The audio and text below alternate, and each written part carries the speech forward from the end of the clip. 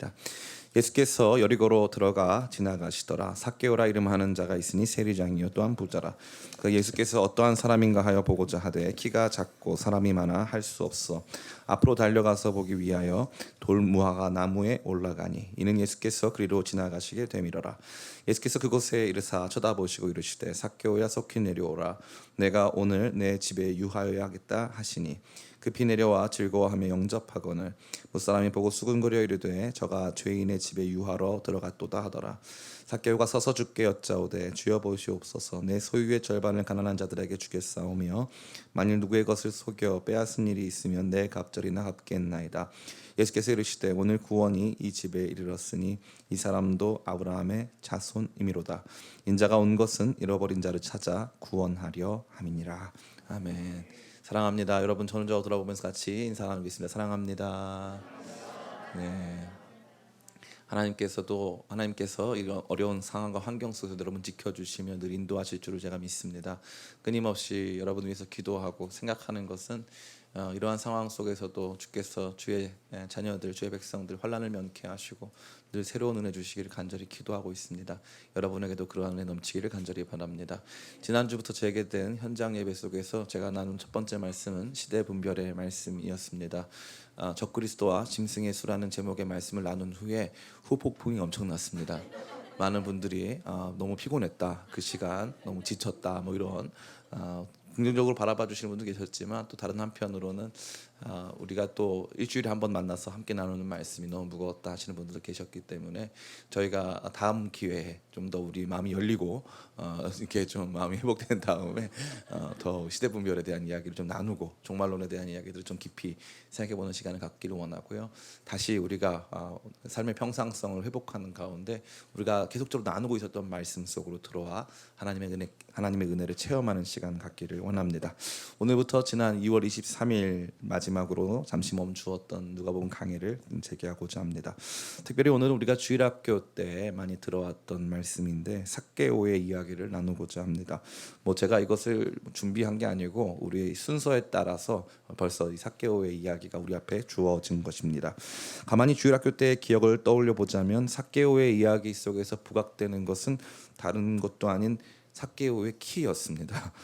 키가 작아서 뽕나무에 못 오른 사나이, 이게 전부예요. 제 입장에서는 참 삭개오가 억울하겠다라는 생각을 많이 들어요. 다른 이야기도 많은데 하필이면 키가 작아서 뽕나무에 올라간 그 사람, 이걸로 그냥 그의 이야기가 다 정리되는 것만 같아서 매우 안타깝게 생각합니다. 그런데 누가복음을 가만히 읽어보니까 삭개오의 이야기는 생각보다 아주 독특하고 아주 의미심장한 이야기였습니다. 어떤 면에서 그랬을까요? 삭개오의 이야기가 다른 내용과는 완전히 차원이 다른, 그래서 제가 오늘 좀 계산을 해봤는데 삭개오와 관련된 설교를 한 3-4편 이상 할 수 있을 만큼 삭개오의 이야기가 주는 의미가 너무나도 중차대했다는 것입니다. 첫 번째로 삭개오의 이야기는 누가복음의 전체에서 구조적인 면에 아주 중요한 위치를 차지하고 있습니다.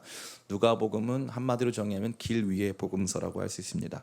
갈릴리에서 시작해서 예루살렘에서 끝나는 이 길 위의 여정을 중심으로 삼고 있는 내용이기 때문에 그러한 것입니다.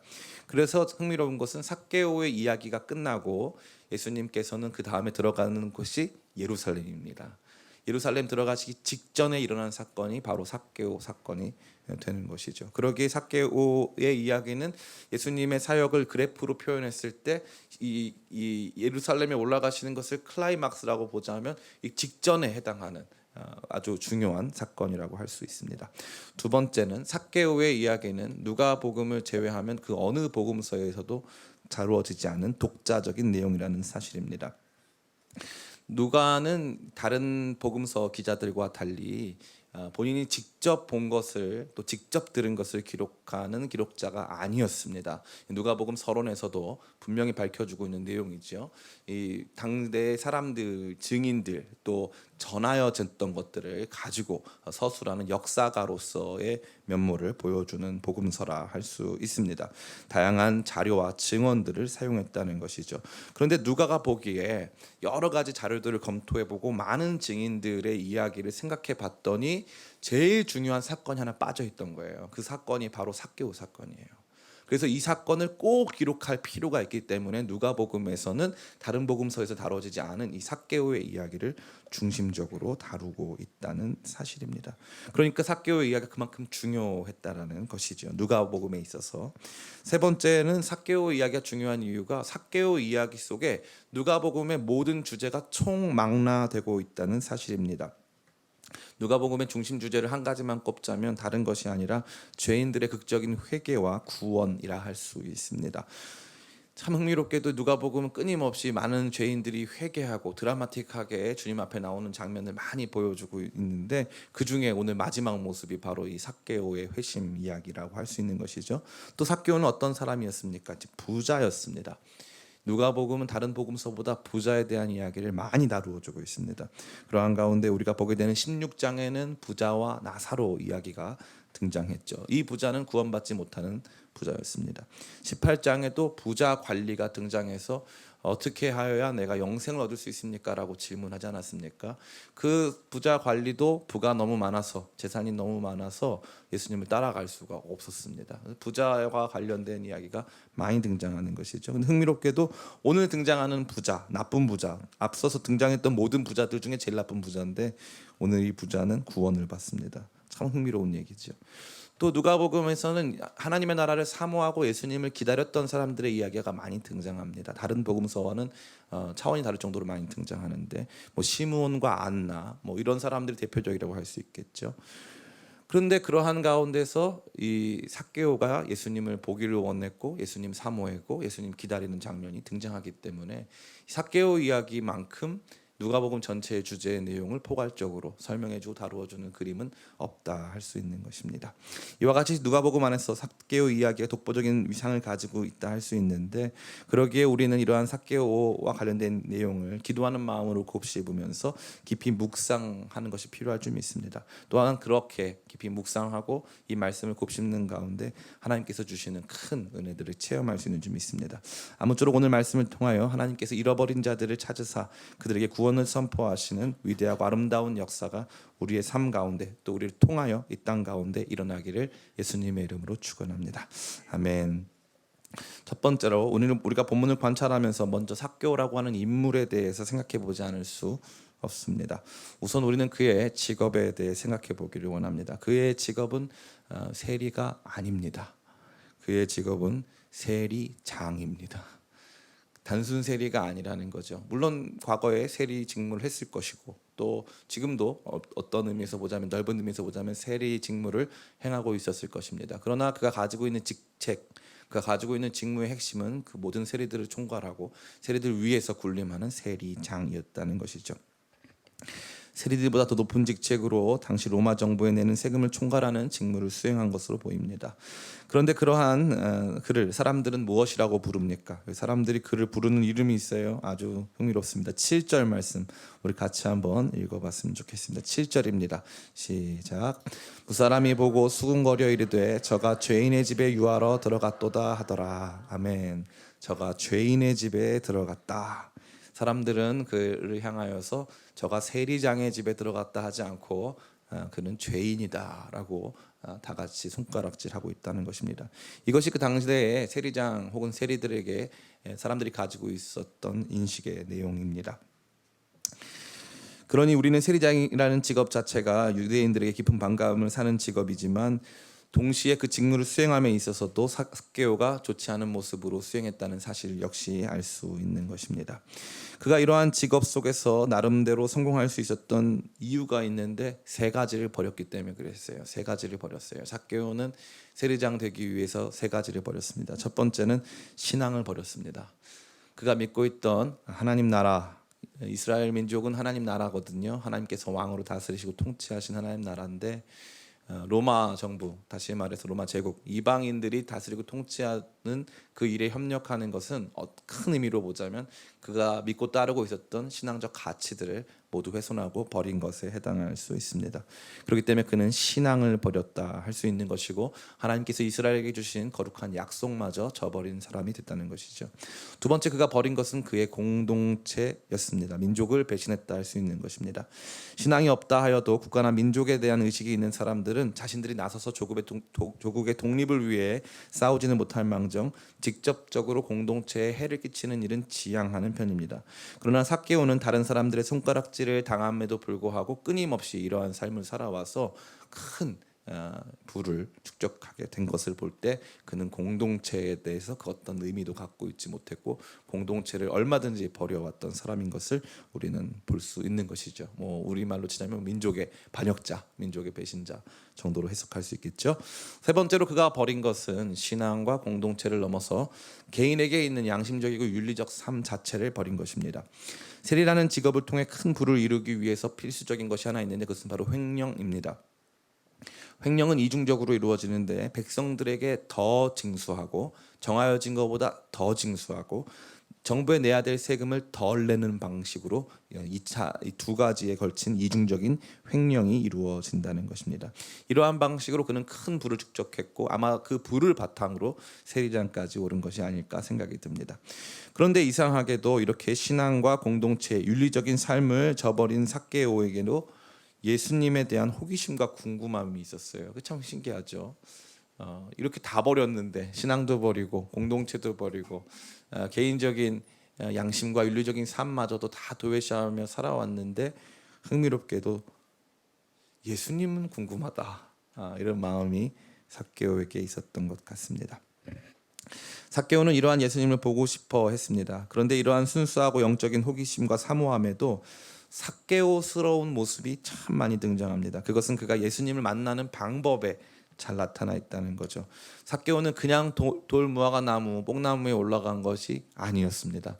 삭개오는 치밀하게 계산해서 올라갔어요. 우리 그 말씀 같이 한번 읽어봤으면 좋겠습니다. 우리 3절과 4절입니다. 같이 한번 읽어보겠습니다. 시작. 그가 예수께서 어떠한 사람인가 하여 보고자 하되 키가 작고 사람이 많아 할 수 없어 앞으로 달려가서 보기 위하여 돌무화과 나무에 올라가니 이는 예수께서 그리로 지나가시게 되밀어라. 아멘. 예수님의 예상 경로를 미리 파악해서 거기에서도 좋은 자리를 선점하고 자기의 신체적인 핸디캡을 극복해서 예수님을 만나고야 만 것입니다. 그러니까 얼마나 이 사람 치밀한 사람이고 얼마나 계산적인 사람이며 또한 수단과 방법을 가리지 않는 삶을 살아온 사람인 것을 우리가 볼 수 있는 것이죠. 아마도 이랬기 때문에 삭개오가 얼마든지 신앙 버리고 얼마든지 공동체 버리고 얼마든지 자기 양심 버려가면서 큰 성공을 거둘 수 있었던 것으로 볼 수 있는 것입니다. 우리는 이 내용을 통해서 한편으로는 삭개오의 열심이나 사모함도 발견할 수 있지만 다른 한편으로는 앞서 설명드린 것 같이 삭개오의 삶의 모습을 볼 수 있는 것이죠. 그런데 이러한 삭개오에게 엄청난 변화가 일어났습니다. 그 변화는 무엇입니까? 바로 회심입니다. 삭개오가 변했다는 거죠. 완전히 그의 가치, 그가 살아왔던 삶의 모습이 바뀌었다는 사실입니다. 기독교 신앙에서 이것이 가능합니다. 가능해요. 저 자신도 불가능할 것 같은데 기독교 신앙에서 사람의 변화가 가능합니다. 목회자들이 만나면 주로 하는 얘기가 성도들은 변화할 수 있는가에 대한 이야기예요. 사람은 바뀌는가? 사람 고쳐 쓰는 거 아니다. 우리 맨날 하는 얘기인데 사람은 바뀌는가에 대해서 목사님들 만나면 토론해요. 토론. 바뀌는가 안 바뀌는가. 맨날 그러면 이제 목회적으로 어려운 거 또 삶에서 경험했던 모든 내용들 사람 안 바뀐다 이 얘기 이제 하는데 재밌게도 그것이 한 번 바뀌어서 영원히 지속되느냐 안 되느냐 떠나서 최소한 이 정도로 드라마틱한 변화는 존재한다는 거죠. 이 정도로 드라마틱한 변화가 존재해요. 근데 이걸 믿는 교회가 있고 안 믿는 교회가 있어요. 이게 아주 중요합니다. 이걸 믿으셔야 돼요. 이거 안 믿기 시작하면 그 다음부터 우리 신앙생활은 종교생활, 우리 신앙생활은 사회생활 돼요. 문화생활, 사회생활 됩니다. 이게 진짜 존재하는 거예요. 예수님께서 왜 하필이면 예루살렘 올라가시기 직전에 저는 이 삭개오 이야기를 뭐라고 보냐면은 예수님의 자기 선언이라고 봐요. 나 여기 뭐하러 왔는 줄 아냐? 니네 병 고쳐주려고 온 거 아니다. 내가 여기에 온 것은 잃어버린 자를 찾아 구원하려 온 거다. 내가 십자가 왜 지는 줄 아냐? 잃어버린 자를 찾아 구원하기 위해서다. 이게 예수님의 엄청난 자기 선언입니다. 이거 가능합니다. 이거 가능해요. 신앙 버리고 윤리 버리고 공동체 버리고 살아왔던 사람에게 이 변화가 가능하다는 거죠. 얼마나 놀라운 이야기인지 말로 할 수가 없어요. 저도 소름이 돋을 정도로 이게 가능합니다.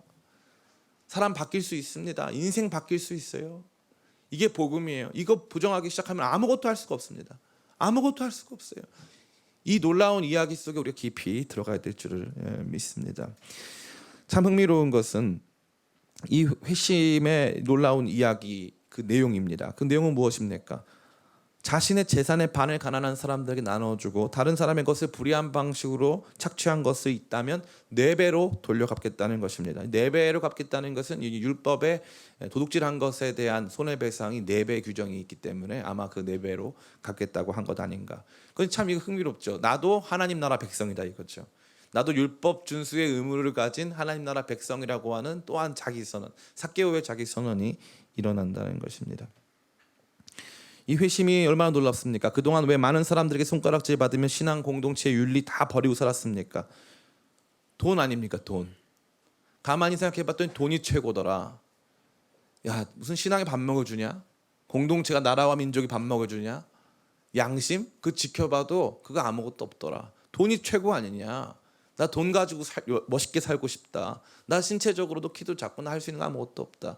그런데 돈이 최고더라 하고 살면서 다 버리고 살았단 말이죠. 수많은 사람들에게 손가락질 받는 거 그거 다 감수하면서 했는데 지금 뭘 버리고 있는 거죠? 그 돈을 버리고 있어요. 자기가 이 돈을 버리면서 어떤 생각이 들었을까요? 저 그 생각이 많이 듭니다. 이 삭개오가 지금 가난한 자에게 자기 재산의 반을 주겠다고 한 것은 단순 선행이 아니에요. 자기의 재산 형성 과정에 있어서 불의한 면이 많았음을 인정하고 고백하는 거예요. 자신의 지나온 삶에 대한 깊은 후회가 또 깊은 회개가 나타나는 장면이 아닐 수 없는 것입니다. 얼마나 멋있고 얼마나 아름답습니까? 이런 회개가 나타난다는 것이죠. 더 재밌는 건 뭔지 아세요? 예수님이 삭개오한테 그러면 너 내가 여기 너네 집 들어갈 테니까 너 나한테 헌금 좀 해. 너 구원받기 위해서 너 구원의 표지, 너 구원의 증거를 보여줘. 그래도 너 이왕 나 믿기로 했으면은 이 정도는 헌금해야 되는 거 아니냐. 너 가난한 사람들 좀 도와줘. 너 그동안 불의했던 것 좀 회개해. 예수님이 하신 말씀이 있습니까 없습니까? 없어요. 예수님은 한 번도 삭개오한테 그거 하라고 말한 적이 없다는 거예요. 이게 기가 막힌 거예요. 이 어떻게 같이 한번 읽어봤으면 좋겠습니다. 7절과 8절입니다. 같이 한번 읽어보겠습니다. 시작. 무사람이 보고 수군거려 이르되 저가 죄인의 집에 유하러 들어갔도다 하더라. 삭개오가 서서 주께 여짜오되 주여 보시옵소서. 만일 누구의 것을 속여 빼앗은 일이 있으면 내 갑절이나 갚겠나이다. 아멘. 삭개오가 앉아서 이 말을 합니까? 서서 합니까? 서서 합니다. 예수님이 삭개오한테 말한 것은 내가 오늘 너의 집에 들어가겠다. 너와 같이 밥 먹겠다. 나 너네 집 가서 너네 집 가도 돼? 나 너네 집 놀러 가도 돼? 그거 한마디 한 거예요. 근데 예수님이 그 집에 들어가셨을 때 너무나도 놀랍게 삭개오가 먼저 서서 주님께 말씀드리는 거예요. 이것은 종교적 가르침이나 의무사항에 대해서 학습하기 때문에 이루어지는 일이 결코 아니라는 것이죠. 그냥 예수님이 하라고 하니까 교회에서 그렇게 시키니까 왠지 그렇게 살아야만 될 것 같으니까 그게 멋있는 길이니까 라고 삭개오가 생각하거나 그렇게 학습받아서 이러한 행동을 한 것이 결코 아니라는 것입니다. 우리가 신앙적으로 오해할 때가 있어요. 목사님 제가 아직 믿음이 연약해서 아직 신앙 연수가 짧아서 목사님 제가 아직은 그 정도 단계가 안 돼서 아니 삭개오는요 방금 전까지 세리장으로 살다가 갑자기 신앙 연수 엄청 짧잖아요. 뭐 몇 분 되겠습니까? 갑자기 엄청난 일을 하는 거예요. 재밌는 게 보면요 신앙 연수가 길다고 이렇게 하는 게 아니에요. 신앙 연수가 길어서 이렇게 할 수 있는 게 아닙니다. 그러면 이제 우리가 궁금하고 찾아봐야 될 내용이 하나 있죠. 그게 뭡니까? 도대체 왜 삭개오는 이렇게 했냐 이거죠. 예? 도대체 예수님이 시킨 것도 아닌데 삭개오가 왜 이렇게 했냐 이거죠. 중요한 문제 아닐까요? 도대체 왜 이렇게 했는가? 저도요 이거 찾아보려고 엄청 애를 많이 썼어요. 사교가 왜 이렇게 했는가. 어떤 교회는요 막 이렇게 가르치는 교회도 있대요. 사교가 원래 세례 요한 제자였는데 뭐 이렇게 저렇게 하다가 예수님을 알고 있었고 예수님 만나면 자기가 이렇게 헌금할 준비를 하고 있었다. 성경 어디에도 기록되지 않은 내용이에요. 그건 이제 꿈도 크다. 성경에 기록되지 않은 내용인데 본인들이 다 그렇게 말하고 다니는 사람 꽤 많아요. 그런 사람들이. 왜 저는 그 생각이 들었어요. 왜 그러면 그 사람들이 그렇게 생각했을까요? 이상해서요. 이상하잖아요. 왜 예수님이 하라고 한 적도 없는데 이런 큰 헌금을 하고 왜 갑자기 예수님 이런 세리가 왜 이렇게 엄청난 변화를 보여주냐 이거죠. 성경에 기록되어 있지 않으면 그냥 모르는 거라고 생각하면 돼요. 모르는 거죠. 예, 모르는 거예요. 그런데 한 가지, 딱 한 가지 성경에 기록된 내용 중에 독특한 게 있어요. 그래서 이것 때문 같아요. 그게 뭘까요? 바로 삭개오에 대해서 예수님께서 처음 만났는데 삭개오의 이름을 불렀다는 사실이에요. 삭개오의 이름을 불렀다. 삭개오가 예수님을 처음 만난 걸까요? 몇 번 만나봤을까요? 예, 처음 만나봤어요. 그래서 예수님을 보기를 원했던 거죠. 처음 봤기 때문에. 예수님 처음 본 거예요. 그래서 예수님 보기 원했어요. 알고 보려고 한 거 아니에요. 예수님 처음 궁금하니까. 예수님 보고 싶었던 거죠. 호기심에 또 다른 한편으로는 작은 영적 갈망과 사모함으로 말미암아 예수님 앞에 나온 수단과 방법을 가리지 않고 나온 그 자리에서 놀랍게도 예수님은 수많은 사람들 가운데 삭개오를 보신 것뿐만 삭개오를 본 거는 삭개오의 계획이 성취된 거죠. 내가 역시 수단과 방법을 가리지 않고 예수님의 예상 경로를 다 예측해서 했더니 됐다. 내가 성공했다가 이제 삭개오가 예수님이 삭개오를 본 사건 정도에서 해석할 수 있는 거죠. 그런데 문제가 뭐냐면 그 삭개오의 이름을 불렀다는 사실이에요. 삭개오의 이름을 부르고 삭개오의 집에 들어가셔서 삭개오와 함께 밥 먹고 삭개오의 집에 유하러 들어갔다는 거죠. 머물러 들어갔다는 거예요. 예수님이 이제 예루살렘에 십자가 지러 올라가시기 직전에 머무신 집, 삭개오의 집. 자기 이름을 불러주시고 자기의 삶에 찾아와 주시고 자기 집에 함께 해주신 그 주님. 이것 외에 삭개오의 회심을 설명할 길이 없어요. 그러니 예수님의 찾아오심과 이름 불러주심으로 말미암아 삭개오가 변화된 것으로 우리는 받아들일 수밖에 없는 것입니다. 이 말씀을 준비하면서 제 마음속에는 우리 학창 시절에 배웠던 한 시가 떠올랐어요. 김춘수의 꽃입니다. 내가 그의 이름을 불러주기 전에는 그는 다만 하나의 몸짓에 지나지 않았다. 내가 그의 이름을 불러주었을 때 그는 나에게로 와서 꽃이 되었다. 내가 그의 이름을 불러준 것처럼 나의 이 빛깔과 향기에 알맞은 누가 나의 이름을 불러다오. 그에게로 가서 나도 그의 꽃이 되고 싶다. 우리들은 모두 무엇이 되고 싶다. 너는 나에게 나는 너에게 잊혀지지 않는 하나의 눈짓이 되고 싶다. 김춘수 시인의 꽃이라는 시인데 저는 삭개오의 이야기를 볼 때마다 너무 이 시와 삭개오의 이야기가 너무 절묘하게 잘 맞는다라는 생각을 합니다. 예수님이 삭개오에게 이름을 불러주셨을 때 삭개오의 인생은 예수님 앞에 꽃이 되고 싶었던 거예요. 나도 예수님 앞에서 가치 있는 삶을 살고 싶다. 나도 그분께서 기뻐하시는 삶을 살고 싶다. 내가 원하는 것을 이루어주는 존재가 아니라 내가 그분이 원하는 것을 이루어드리는 존재로 살고 싶다라고 하는 위대한 변화가 삭개오의 삶 속에 일어난 거예요. 신앙 버리고 민족 버리고 양심 버리고 돈 많이 벌어서 행복한 삶 살고 싶어 했던 삭개오의 인생에 이러한 드라마틱한 변화가 일어난 것은 바로 예수님이 그의 이름을 불러주셨기 때문에 그러한 것입니다. 이것이 바로 예수님께서 십자가에 오르시기 직전 만나주신 한 부자, 불의한 부자. 누가복음에서 부자는 하나님 나라에 들어갈 수 없는 존재로 거의 받아들여지지 않습니까? 이러한 부자가 하나님 나라 백성이 됐다고 선언하잖아요. 뭐라고 말씀하십니까? 이 선언도 너무 기가 막히고 너무 아름다워요. 9절입니다. 자, 읽어드릴게요. 예수께서 이르시되 오늘 구원이 이 집에 이르렀으니 이 사람도 아브라함의 자손이미로다. 아마 이 말씀은요 이스라엘 백성들에게는 받아들이고 싶지 않은 이야기였을 거예요. 싫었을 거예요. 도리어. 여러분이 왜 이 사람은 구원받으면 안 될 사람들이 있잖아요. 예. 그런 사람들.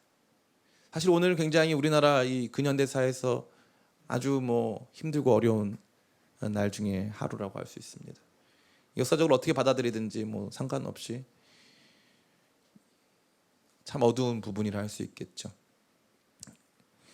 역대 대통령 중에 2명 정도가 이 일에 연관이 되어 있습니다.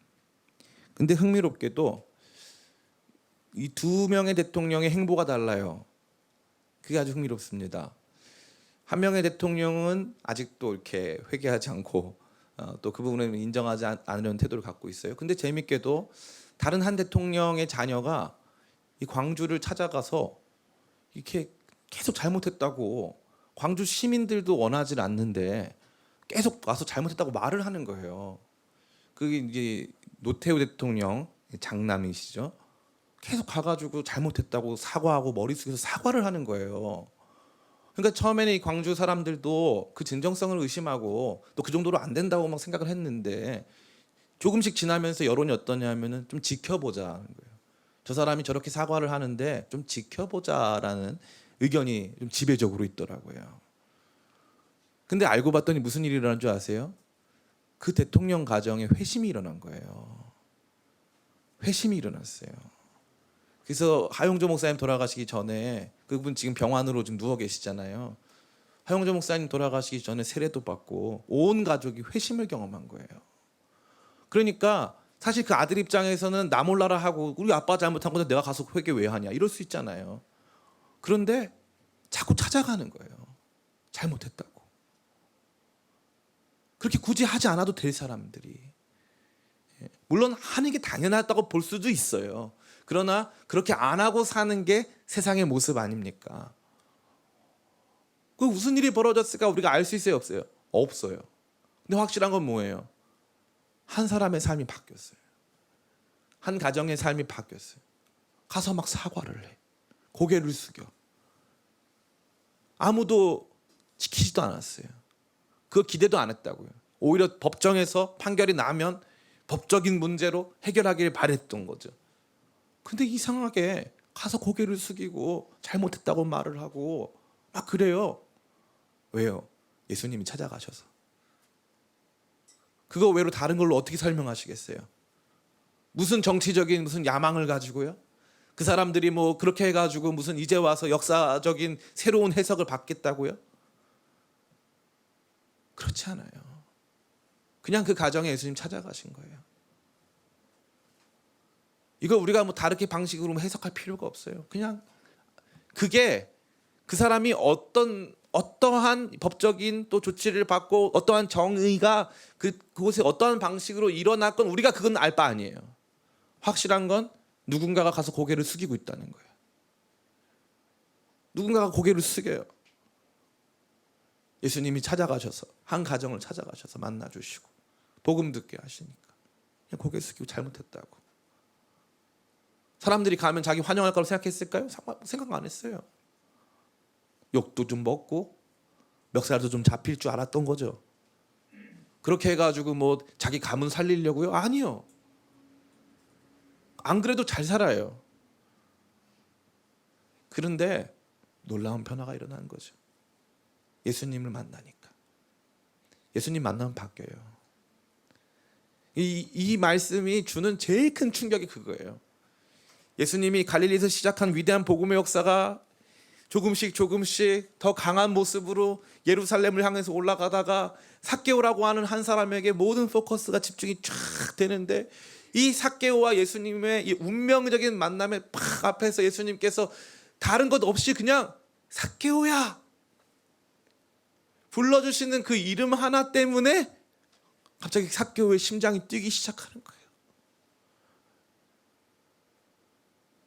그동안 철면피, 얼굴에 철판을 깔고 남들이 나한테 뭐라고 욕을 하든 나는 나의 길을 가겠다, 나의 인생을 살겠다, 나만의 왕국을 만들겠다고 생각하면서 살아왔던 그의 마음에 처음으로 심장이 뛰기 시작하는 거예요. 나도 누군가에게 꽃처럼 살아보고 싶다. 나도 하나님 앞에서 더 거룩하게 살아보고 싶다라고 하는 거룩한 열망이 그 안에 시작된 거라는 거죠. 이게 가능합니다. 복음은 이 이야기예요. 다른 이야기가 아니에요. 이 이야기처럼 가치 있는 이야기, 이 이야기처럼 아름다운 이야기는 없습니다. 이게 복음의 이야기이기 때문에 그런 것이죠. 이 위대한 회심의 역사, 이 위대한 복음의 이야기가 오늘 우리에게 주는 첫 번째 내용은 잃어버린 사람들의 모습이 마치 삭개오와 같다는 거예요. 하나님 앞에서 살지 못하는 수많은 사람들의 이야기 속에 삭개오와 같은 면모가 상당히 많다는 거죠. 그것은 무엇입니까? 이 삭개오와 같은 사람은 신앙 버리고 윤리 버리고 공동체 버리고 돈만 따라가서 추구하는 사람이었어요. 이게 최고라고 믿고 다른 사람들과의 모든 관계나 모든 거 다 버리고 이것만 추구하는 사람이에요. 수단과 방법을 가리지 않고 살아온 사람들. 그래서 흥미롭게 여기 보니까 예수님께서 뭐라고 말씀하시냐 하면은 이렇게 말씀하시죠. 인자가 온 것은 잃어버린 자를 찾아 구원하려 함이니라. 그럼 잃어버린 자가 무슨 어떤 사람입니까? 우리가 뭐 길 잃어버렸다 생각하잖아요. 아니에요. 이게 아주 중요한 거예요. 아니에요. 여기 쓰인 단어는 아폴룸이라는 단어인데 누가복음에서 첫 번째 쓰였던 것이 4장에 쓰입니다. 4장에서 귀신이 예수님을 향해서 우리를 멸하러 오셨나이까 할 때 쓰는 단어가 우리를 아폴루미 하려 오셨습니까? 라는 뜻이에요. 무슨 뜻입니까? 우리를 멸하러, 파괴하러. 잃어버렸다는 것은 아예 되찾을 수 없을 만큼 산산조각 났다 이런 뜻이에요. 삭개오가 어떤 사람이라는 거죠? 파괴된 사람.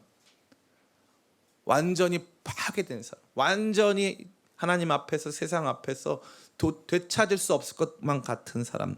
그 파괴된 사람들의 삶 속에 이러한 모습이 있다는 거예요. 돈이면 다고 그래서 내 윤리, 내 신앙, 내 공동체 다 버리고 수단과 방법을 가리지 않고 계산하면서 치밀하게 살아온 사람들이었다는 것이죠. 그게 바로 삭개오와 같다. 근데 여기서 멈추면 안 돼요. 그런데 그런 사람들도 예수님을 만나기 원한다, 안 원한다? 원한다. 원한다. 이게 우리가 가져야 될 거룩한 소망이요. 우리가 절대 버려서는 안 되는 믿음입니다. 세상에 많은 삭개오들이 존재하는데 그 모든 삭개오들이 예수님 만나기를 원한다는 거예요. 예수님 만나기를 원한다. 예수님 만나기를 원하지 않는 사람은 없어요. 목사님 제 주변에 있는 것 같던데 아니에요. 없어요. 진짜 의미를 발견하고 진짜 가치 있는 삶을 살고자 해요. 사람들은. 진짜 예수님이 오셨다고 하면 다 보기를 원해요. 성경이 끊임없이 들려주는 이야기가 뭐냐면 바로 그거예요. 하나님의 사람들보다 생각보다 세상 사람들이 하나님을 두려워하고 있어요. 하나님 두려워합니다.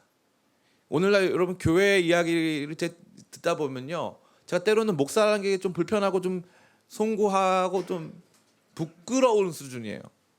교회 이야기. 근데 또 흥미롭게도 사람들은 교회에 대한 기대감이 남아 있어요. 아직도 교회 가면 왠지 내가 변화될 것 같다.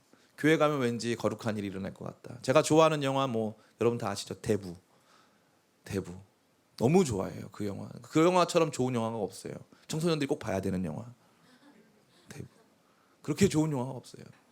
근데 그 영화 3편, 그 영화가 너무 멋있는 게 이 1편부터 막 전개가 되는데 그게 다 그냥 범죄 얘기가 아니에요. 그게 미국의 역사, 인간의 역사, 쿠바의 역사 다 그 이야기예요. 그래서 이 대부라는 영화는 미국의 신화라고 불러요. 미국에 우리나라 단군 신화가 있는 것처럼 미국 이민자들의 신화가 바로 이 대부의 이야기다. 근데 거기 보면은 이 대부가 자기가 이렇게 태어났던 곳이 이제 이 시칠리아인데 3편에 보면 시칠리아에 가요. 거기 가서 이제 처음으로 교황청 돈을 빌려서 이제 일을 하는 거예요. 대부가 교황청 돈을 빌려서 이제 나쁜 일을 하죠. 그런데 거기에 있는 시칠리아에 있는 한 지혜로운 사람이 가서 누구누구 주교님을 만나봐라. 그 주교님을 만나보라고 얘기를 하니까 가가지고 그 주교를 만나요. 근데 주교는 대부 이 사람이 범죄라는 사실 뻔히 알아요. 그런데 이 주교가 이렇게 얘기하는 거예요. 나한테 고해성사를 하라는 거예요.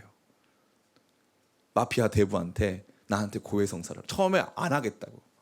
그러다가 계속 고해성사를 하라니까 처음에 저는 제 아내를 속였습니다. 바람 폈다는 거죠. 그러다가 두 번째 저는 제 형제를 죽였습니다. 저는 제 엄마의 아들, 제 아빠의 아들을 죽였습니다. 하고 막 오열을 해요. 저도 같이 막 울었어요. 막 오열을 해요. 막 오열을 해요. 그 보면서 너무 놀랐어요. 그 영화에서 마피아 대부도 고해성사를 하고 마피아 대부도 속죄받기를 원해요.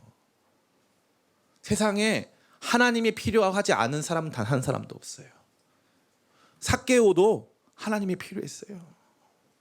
예수님께서는 이 삭개오, 완전히 파탄난 인생, 완전히 돌이킬 수 없이 파괴된 인생인 삭개오를 찾아가셔서 그의 이름을 부르시고 그의 삶에 찾아가셔서 그와 함께 식사하시고 내가 오늘 너의 집에 유하겠다 말씀하시는 바로 그 주님이십니다. 삭개오가 우리 가운데 존재합니다. 수많은 사람들, 우리가 만나는 수많은 사람들, 그들 모두 그러한 삭개오의 모습으로 존재하고, 이 두 번째 얘기가 중요한데, 첫 번째 얘기가 삭개오가 바로 이런 모습이라면 두 번째는 무엇입니까? 예수님의 사역은 이러한 사람들을 찾아서 구원하시는 사역이라는 사실이에요.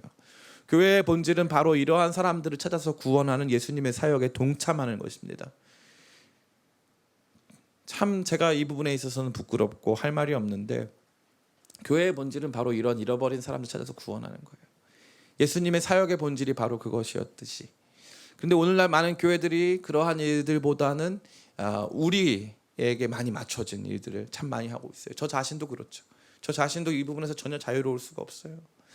우리끼리 하는 일들, 우리끼리 신앙 교육받고 우리끼리 행복한 시간들 보내는 것들 많이 합니다. 저도 마찬가지.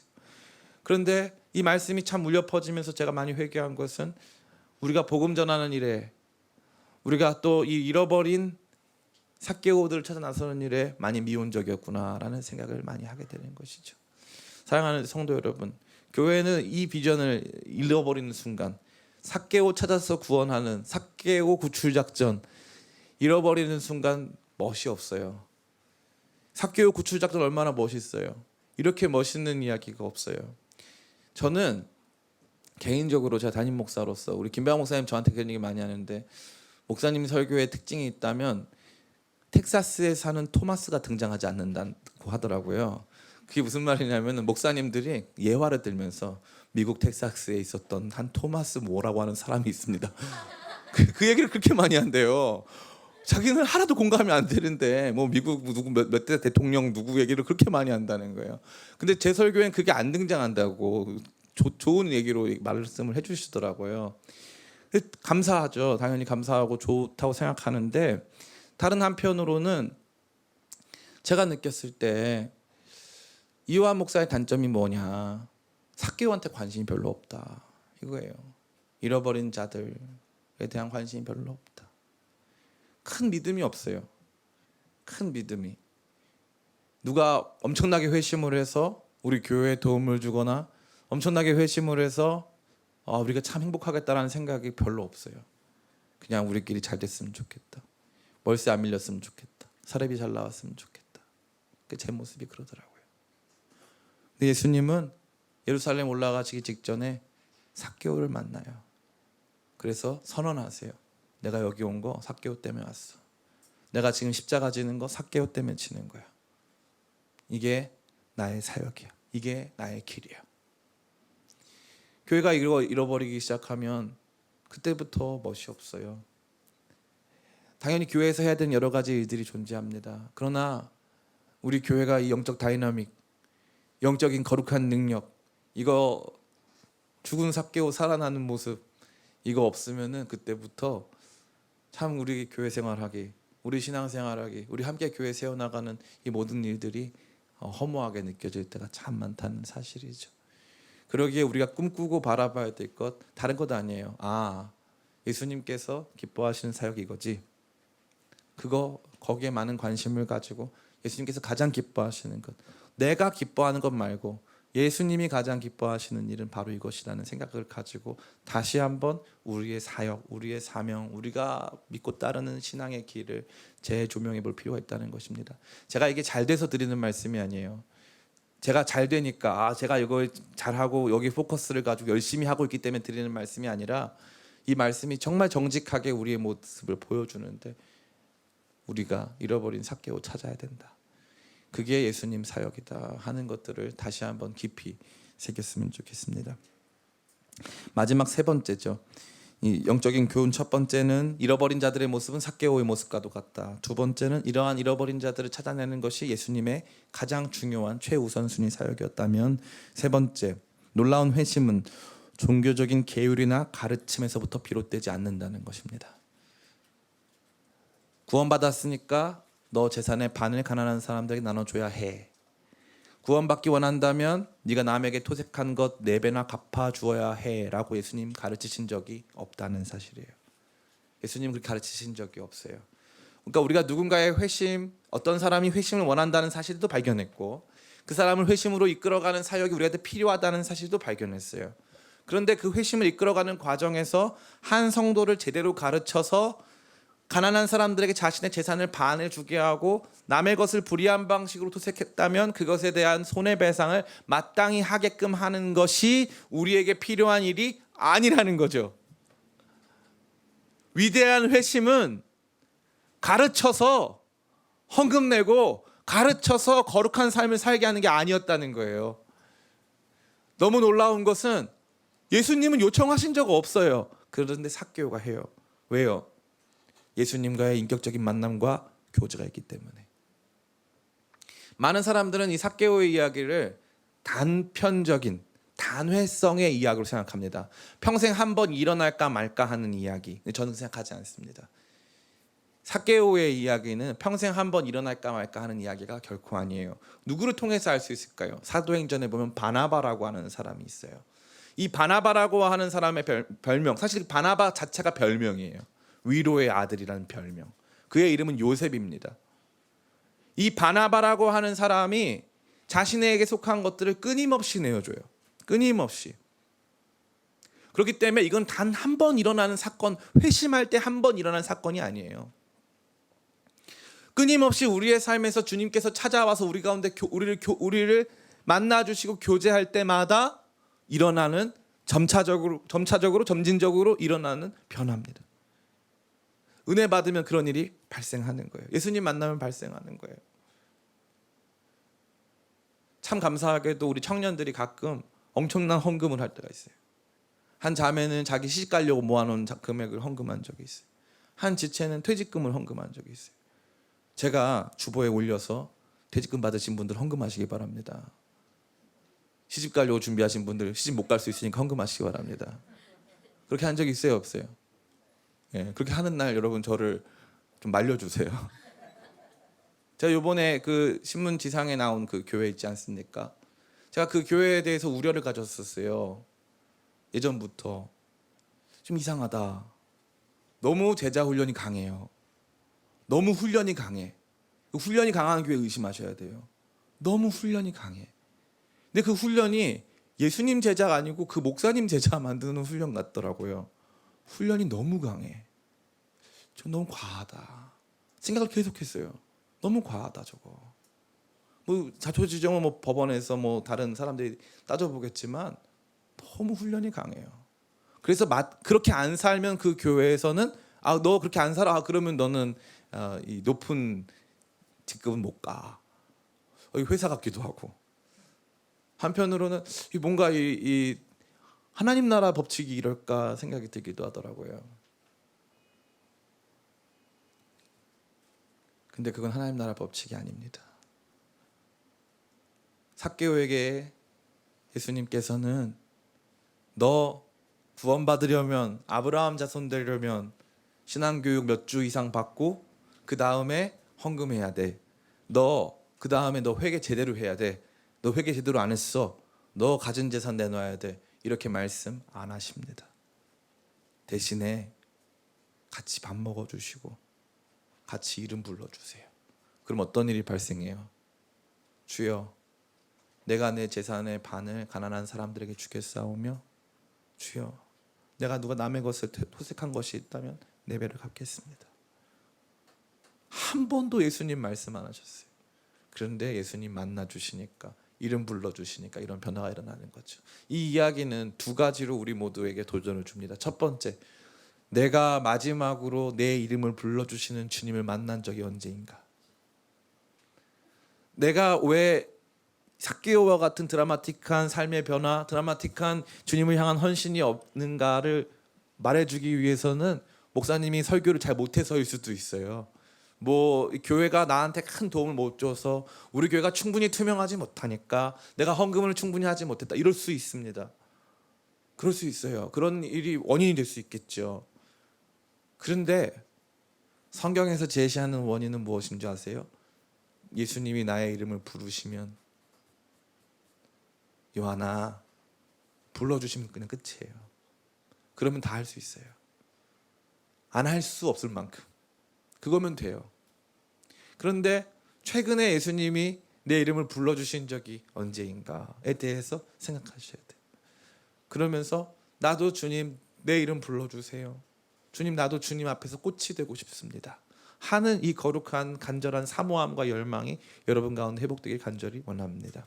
두 번째가 중요한데요. 두 번째는 이 위대한 회심의 이야기가 종교 계율, 학습, 제자 훈련으로 이루어지지 않았다는 사실을 발견하면서 우리가 꿈꿔야 하는 교회의 모습을 발견하게 되는 거죠. 그 모습은 무엇이에요? 제자 훈련으로 뭔가 엄청난 이 종교적인 계율로 마땅히 지켜야 할 기독교 윤리를 가르침으로써 우리가 신자들의 삶의 위대한 변화를 일으킬 수 있다라고 하는 것을 버려야 한다는 거예요. 버려야 한다는 거죠. 주님께서도 그렇게 안 하셔도 목사님 예수님은 제자들 훈련시키셨잖아요. 그럼 제가 물어보고 싶은 게 있는데 제자들이 3년 동안 훈련을 받았는데 3년 뒤에 멋있게 짠 하고 나타났어요? 아니면은 성령 충만하기 전까지 찌질했어요?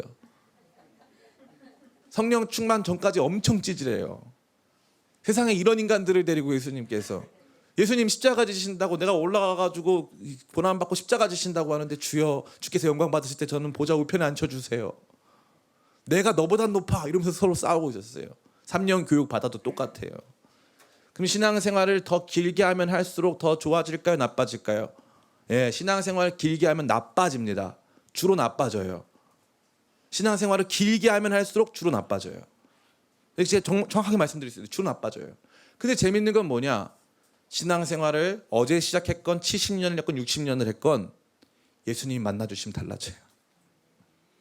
예수님 만나주셔야 되는 거예요. 그러니까 우리 교회가 사모하고 꿈꿔야 되는 신앙적 가치와 내용들은 훈련 잘 받아가지고 제대로 된 훈련 받아가지고 제대로 된 신자 만들죠. 저도 그런 욕망이 있을까요? 없을까요? 있어요. 저희 교회 이 유튜브에 들어가면은 뭐가 있냐면은 이 서리 집사 훈련한 거 있어요. 조회수가 굉장히 높아요. 김배관 목사님이 얼굴을 보고 있는 그 동영상이 있어요. 서리 집사 훈련. 그날 새벽까지 했죠, 목사님 우리? 새벽까지 치열하게 했어요. 그 다음부터 안 하려고 제가 마음 먹었어요. 안 하겠다 이제 마음 먹었어요. 훈련으로 되는 게 아니에요. 그러니까 그 생각을 버려야 돼. 그러면 어떻게 해야 돼요? 기도하면서 주님 우리 성도님 만나주세요. 저 성도님 만나주세요. 이 성도님 찾아가 주세요. 그거밖에 없어요. 그거보다 더 뭘 할 수 있다고 믿는 거, 그거보다 더 대단한 일들을 꿈꾸면서 만들어갈 수 있다고 믿는 거. 시간이 가면 갈수록 뭐 안 되진 않겠지만 어느 정도 학습할 수 있겠지만 초등학교 때 중학교 때 영어 12년씩 배우는데 밖에 나가서 한마디도 못하는 사람들이 많아요? 아니면 다 영어 잘해요? 영어 12년을 배워도 밖에 나가서 한마디씩 못하는 사람 되게 많아요. 되게 많아요. 똑같아요. 신앙생활도 12년을 배워도 못하는 사람은 못해요. 그러면 뭘 하면 돼요? 나가서 살아본 사람들은 잘해요. 예수님 실제로 만나고 실제로 그분의 음성 듣고 하는 사람들은 잘합니다. 저는 우리 기쁨의 교회가 그러한 교회 꿈꿨으면 좋겠어요. 그래서 훈련 잘 받고 훈련 프로그램 쫙 나와 있어가지고 뭐 하나 부족함 없이 잘하는 그런 교회보다는 우리 기쁨의 교회 하나님께서 날마다 말씀하시고 주의 성령께서 우리를 찾아오셔서 우리의 이름 불러주시는 교회 됐으면 좋겠다 하는 거룩하고 복된 소망이 넘치길 원합니다. 이제 말씀 마칩니다. 여러분에게 이 이야기는 어떠한 이야기셨습니까? 시간이 흘러 나이를 먹고 보니 이 삭개오의 이야기는 키 작은 한 사람의 이야기가 아니었고 이 삭개오의 이야기는 오늘을 살아가는 수많은 사람들의 이야기였어요. 수단과 방법 가리지 않고 공동체, 신앙, 자기 개인적인 양심 버려가면서 어떻게든 돈이면 최고다 하고 살아왔던 우리의 삶의 이야기와 같았습니다. 그러나 이러한 사람의 이야기 속에서도 위대한 회심이 나타나기 시작했어요. 언제였습니까? 예수님이 자기 이름 불러주셨을 때. 예수님이 내 이름 불러주셨고 예수님 우리 집에 들어오셨을 때 위대한 변화 일어나는 것입니다. 이 변화는 종교적인 가르침으로 이루어지는 것이 결코 아니에요. 이 변화는 주님께서 실제로 오셨을 때만 가능한 위대한 변화인 줄을 믿습니다. 그러기에 우리는 예수님께서 이러한 일들을 기뻐하시고 이것을 원하신다는 사실을 발견하고 그 안에서 우리가 꿈꿔야 되는 교회의 모습, 우리가 꿈꿔야 되는 우리 자신의 신앙의 모습을 생각해 봐야 할 줄을 믿습니다. 이제부터 참 코로나 때문에 우리 모두가 이 신앙이 어떤 분들은 좋아진 분들은 저는 개인적으로 좋아졌어요. 좋아진 분도 있고 안 좋아지신 분들도 계신데 신앙의 기초를 회복하는 시간 되기를 간절히 원하는데 그러한 가운데 훈련으로 되는 거 아니다. 훈련은 받은 은혜를 더 정교하게 만드는 과정일 뿐이지 진짜 우리의 삶을 바꾸는 것은 주께서 찾아오셔서 내 이름 불러주시고 우리 가정에 우리의 삶에 들어오시는 것이다. 이러한 것을 마음에 품고 이러한 사역에 힘쓰기를 원하는 우리 모두가 되기를 예수님의 이름으로 축원합니다. 제가 기도하겠습니다. 아버지, 설교자로서 또 목회자로서 한계를 많이 느낍니다. 그런데 이 말씀이 저를 다시 한번 두들기고 저의 삶을 새롭게 하고 저의 방향을 다시 한번 바꾸어 줍니다. 내가 훈련시켜서 공부로 또 여러 가지 이 좋은 가르침으로 되는 것이 아니라 주님께서 만나주시면 바뀝니다. 주께서 만나주시면 위대한 변화 일어나는 줄을 믿사오니 이 거룩하고 복된 소망 우리 가운데 충만케 하여 주시옵소서.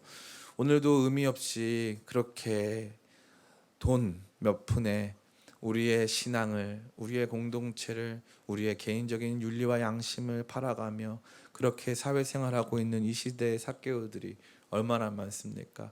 그런데 알고 봤더니 삭개오는 꽃이 되고 싶어 했습니다. 예수님께서 삭개오야 이름 불러주셨을 때 예수님께서 원하시는 삶 나도 살고 싶다고 고백하였습니다. 주님, 이 위대한 말씀 우리 가운데 주신 줄 믿는데 우리 안에도 이 거룩하고 복된 고백 넘치게 도와주시옵고 그렇게 살아갈 수 있도록 우리의 이름 불러주시옵소서. 그 어떠한 공부나 학습보다 주께서 내 이름 부르시고 나와 함께 하셔서 우리 가정에 우리의 삶에 들어오시기를 소원하고 갈망하고 날마다 그것들을 꿈꾸고 기대하는 우리의 삶 되도록 주여 역사하여 주시옵소서. 감사와 찬양 올려드리옵고 예수님의 이름으로 기도드립니다. 아멘.